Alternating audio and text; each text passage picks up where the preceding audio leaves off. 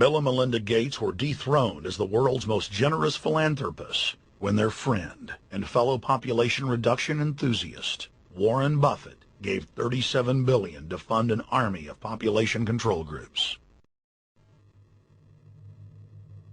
And I actually think the world will be much better when there's only 10 or 20% of us left.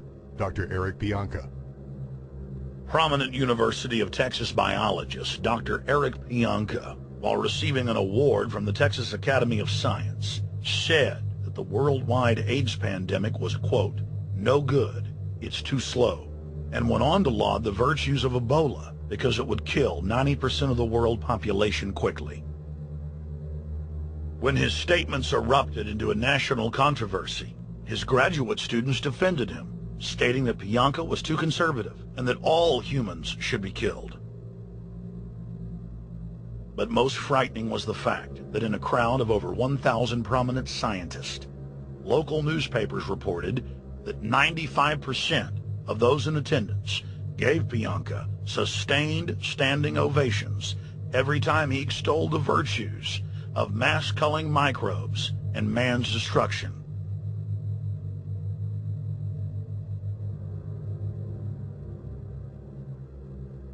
China was able to turn the corner and become the leading world superpower because they have a police state and they are able to force people to stop reproducing.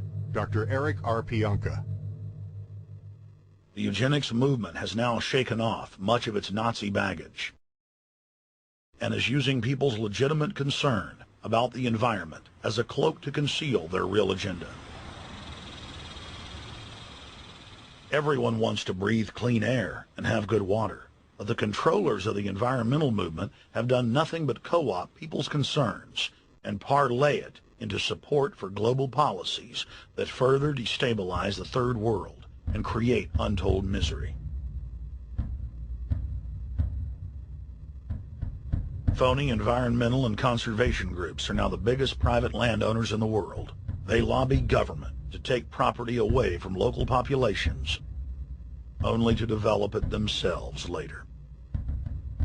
When the U.S. military dumps millions of gallons of nerve gas on the east coast of the U.S., they don't say a word.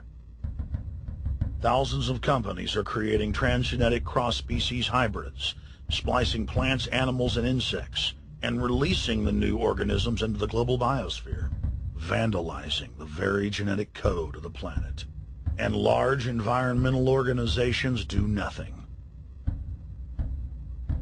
The corporate elite of the planet intensified their push for a global taxation system with a year-long build-up to the Live Earth hysteria held on July 7th, 2007 on 7 continents. World leaders announced that saving the Earth was the new organizing principle for humanity and hailed it as the planet's new religion. They claimed that CO2, which plants breathe, was killing the Earth, and that we must reduce the number of children we have to curtail our carbon footprint. Countries across the world marked the day by passing new carbon tax schemes and raising taxes on gasoline, natural gas, and electricity. It is a scientific fact that the sun is the main driver of planetary climate, and the measurements are clear. The sun is becoming hotter, brighter. It has been slowly increasing thermal output in the last 100 years, causing warming not just on Earth, but throughout the solar system. But the scientific facts and even the order of the planets didn't matter to one of the chief organizers of Live Earth, David Mayer de Rothschild, heir to the British arm of the Rothschild fortune, when we spoke to him. When I called Rothschild on the order of the planets, he just laughed, thinking the audience wouldn't get it. He continued to count on the population's ignorance and claimed that the global warming lobby has nothing to do with carbon taxes. I guess he hadn't spoken with his good personal friend, Al Gore. Global warming, the time for debate is over. I think what you have to realize is that being environmentally sensitive and making money aren't mutually exclusive. There's a lot of money to be made in addressing this issue. But you guys are gobbling up all the world's concern to just simply line your pockets and make kids read your book in schools and do all this. It's a business, just like you said, Rothschild. It's not. Do you think I make any money out of this? It's the same thing. It's the same thing your your money-changing ancestors did. They're in Germany, Red Shield, and I'm calling you out, Red Shield. We know it's a scam. A pollution-based tax system, principally CO2. We're causing it mainly, vast majority of it. The consequences are bad and will be catastrophic unless we act. The polar ice caps of Mars are receding at several miles a year, much faster than ours, and that the moons of Saturn and Jupiter are melting. In fact, several of their moons were ice and are now liquid seas. Now, how are SUVs causing that, David Rothschild? That's because those planets are closer to the sun, my friend. No, Jupiter and Saturn are not closer to the sun. Neither is Mars. Yes, sir. I think you'll find, right, that the very simple matter, and what I wanted to say, and this is my final point, forget your taxation theory, because actually it's not taxation. Put a price on the carbon. A tax is the best way. Cap and trade can also do it. If there were a carbon-based tax, would there be a need for an economy-wide cap and trade system? They are not either or. We can do both. I am in favor of both.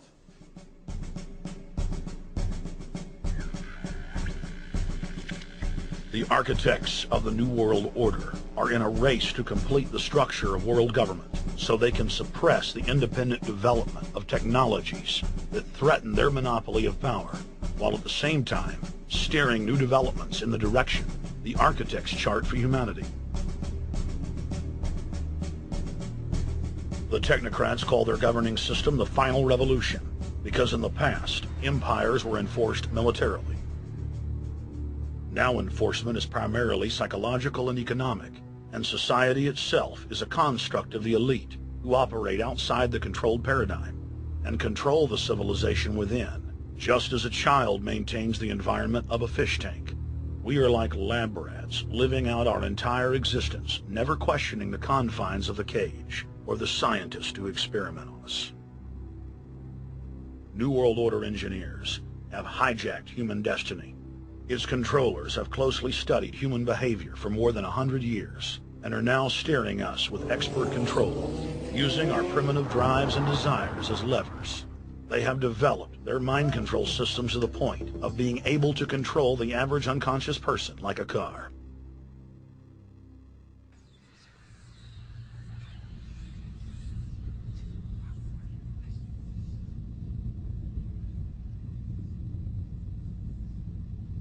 Eugenics dominated the 20th century. Its ruthless spirit has now metastasized into the fields of genetics, nanotech, and robotics. But that's not surprising. From their inception, all three disciplines have been dominated by eugenicists. The billionaire founder of Sun Microsystems, Bill Joy, courageously went public in 2000 to warn of a cancerous consensus among the technocratic elite that at best humanity would be completely enslaved by the year 2030, and at worst, mass extermination of everyone but the elite would take place. A who's who of the techno-elite are members of what is known as the transhumanist or post-humanist movement. Many of its adherents see only the beneficial aspects of technology's exponential rise, like bringing sight to the blind, sound to the deaf, and longer life for all. But what many of them don't know is that master eugenicist Julian Huxley founded transhumanism, and that society's controllers openly admit that the new system is designed to progress into absolute tyranny.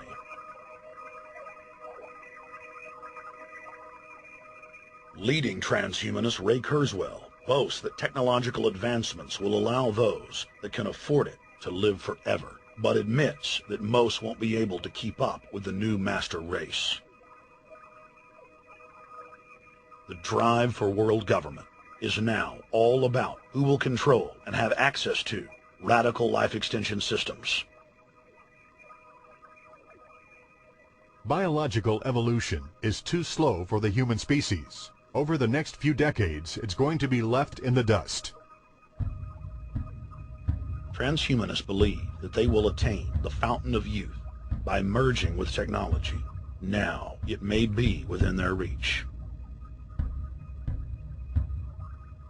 Decades ago, transhumanists said that if you did not accept augmentation or enhancements, you would no longer be able to get jobs. And now it's happening today. The elite who occupy the commanding heights of digital reality are suicidal nihilists. Suicidal nihilists know that there is no longer any substantive purpose to their willing, but they would always prefer to go on willing than not to act at all. They can very happily ally themselves